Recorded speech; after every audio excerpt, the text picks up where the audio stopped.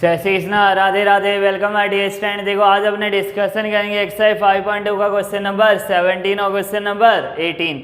देखो question number 17 लिखा, find the 20 term from the last term of the AP 3, 8, 13 और 253। AP 3, 8, 13, 253 में अंतिम पद से 20वां पद ज्ञात करो। देखो इस बार हमें दे रखा अंतिम पद से 20वां पद, तो हमें लास्ट टर्म से हमें एपी को बनाना है। देखो सॉल्यूशन में हमें क्या करना है, सॉल्यूशन नंबर 17 हमें जो एपी बनाना है कहाँ से स्टार्टिंग करना है, लास्ट टर्म से 253। अब देखो यहाँ गैप कितना है 3, 8, 13, कितना गैप चल रहा है 5 का गैप, तो 248, 243। यहाँ से चल के कितना हो जाएगा 13, 8, 3। तो एपी कितना हो जाएगा 253, 48, 43, 13 और 8,3। हमें लास्ट टर्म से 20वें नंबर की, यहाँ से फर्स्ट, सेकंड, थर्ड, यहाँ से 20वां नंबर कौन सा आएगा वो हमें ए एन की वैल्यू बतानी है।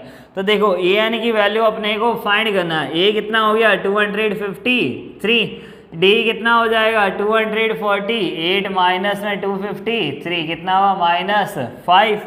ए एन अपने पास कितना आ गया, देखो ए एन अपने को फाइंड करना है। एन अपने को दे रखा है कितना 20 नंबर, 20 नंबर कि यहाँ से लास्ट से स्टार्टिंग करें 20 नंबर पे कौन सा नंबर आएगा, ए एन कौन सा होगा वो अपने को फाइंड करना है। तो ए एन इक्वल टू में फॉर्मूला क्या होता है, A plus N minus 1 multiply D. A N कितना अपने पास में, देखो ए एन कितना है 20 नंबर अपने को फाइंड करना है। ए प्लस ए कितना है 253 प्लस एन माइनस 1 तो 20 माइनस 1 मल्टीप्लाई डी कितना हो जाएगा -5। तो देखो 253 प्लस 19 मल्टीप्लाई -5, 253 माइनस 95। देखो कितना माइनस करना है 253 माइनस में 95, 13 माइनस में 5, 8, 14 माइनस 9, 5, 1 कितना आ गया अपने पास 2 माइनस 1 कितना हुआ गया 1, तो 158 कितना आंसर आ जाएगा 158। अगर अपने लास्ट टर्म से 20 नंबर फाइंड करें तो अपने पास कितना आ जाएगा 820, 158। देखो ये एक ही क्वेश्चन ऐसा है जिसमें अपने को लास्ट टर्म से फाइंड करना है, और आपको कहीं भी ऐसा क्वेश्चन नहीं मिलेगा जिसमें अपने को 158 लास्ट टर्म से फाइंड करना होगा। तो देखो 820 कितना हुआ 158। नेक्स्ट क्वेश्चन देखो, the sum of the fourth and 8th term of an AP is 24 and the sum of the 6th and 10th term is 44। Find the first 3 term of the AP. लिखा है किसी AP के चौथे और 8वें पदों का योग 24 है तथा छठे और 10वें पदों का योग 44 है। इस एपी के प्रथम 3 पद याद कीजिए। देखो अपने को इस बार फाइंड करना है एपी। मैंने आपको पहले ही बताया कि जब भी अपने को एपी फाइंड करना हो या 30, 40, 70 जो भी टर्म अपने को फाइंड करनी हो, अगर हमारे पास ए और डी दोनों है तो अपने इजीली फाइंड कर सकते हैं। तो हमारा सबसे फर्स्ट टारगेट क्या होगा, हमें ए और डी की वैल्यू फाइंड करनी है। तो देखो सॉल्यूशन नंबर 18 लिखा है इसमें 4 और 8 टर्म्स, तो कितना हो जाएगा A4 प्लस A8 कितना हुआ 24। देखो A4 को अपने लिख सकते हैं A प्लस में 3D, A8 कितना हो जाएगा A प्लस में 7D इक्वल टू में 24। Equation number 1 as it is लिखा है the sum of the 6th and 10th term, छठे और 10वें पदों का योग 44 है। तो देखो A6 प्लस में कितना हुआ A10 कितना आ जाएगा 44, तो A प्लस में 5D plus A plus 9D कितना हुआ 44। देखो यहाँ कितना आ जाएगा 2A प्लस में 14D इक्वल टू में 44।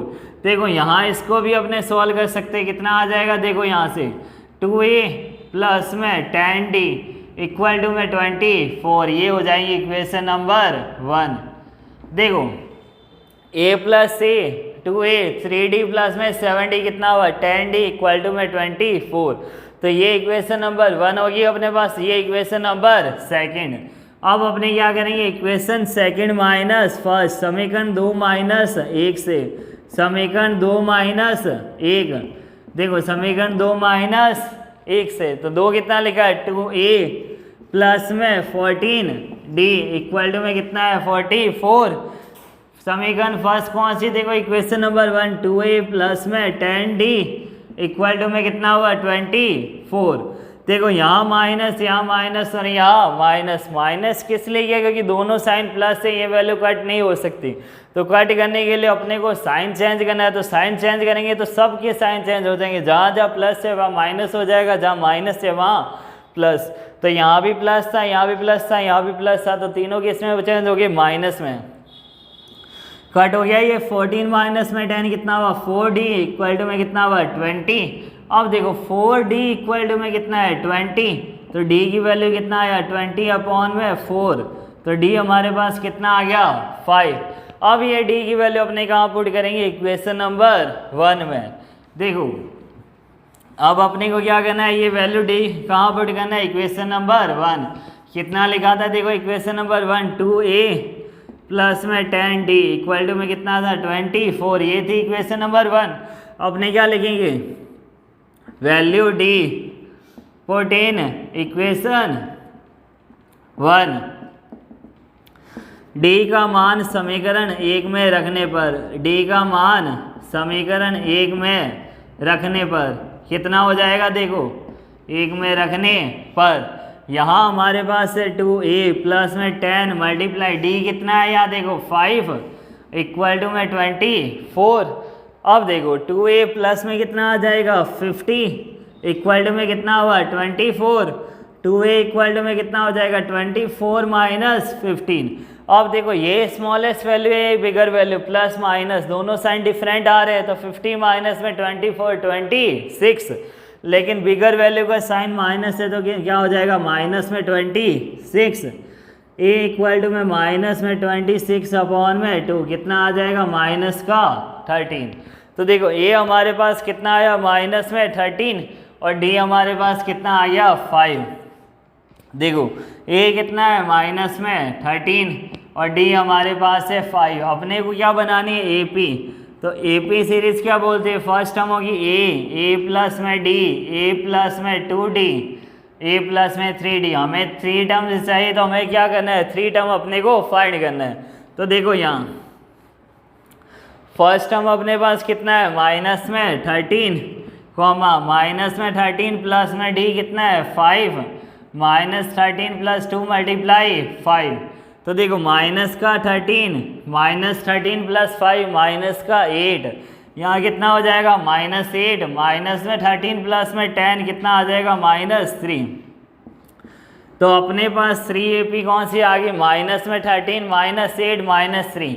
अगर अपने पास आगे और फाइंड करना है तो अपने कंटिन्यूसली फाइंड कर सकते हैं। देखो ये A1 था, ये A2 है और ये A3। A2 कितना हुआ A प्लस में D, A3 कितना हुआ A प्लस में 2D। तो हमारा आंसर कितना आया माइनस 13 माइनस 8 माइनस 3। तो स्टूडेंट अगर आपको मेरी वीडियो पसंद आई तो लाइक शेयर एंड सब्सक्राइब जरूर कीजिए। Thank you so much, best of luck.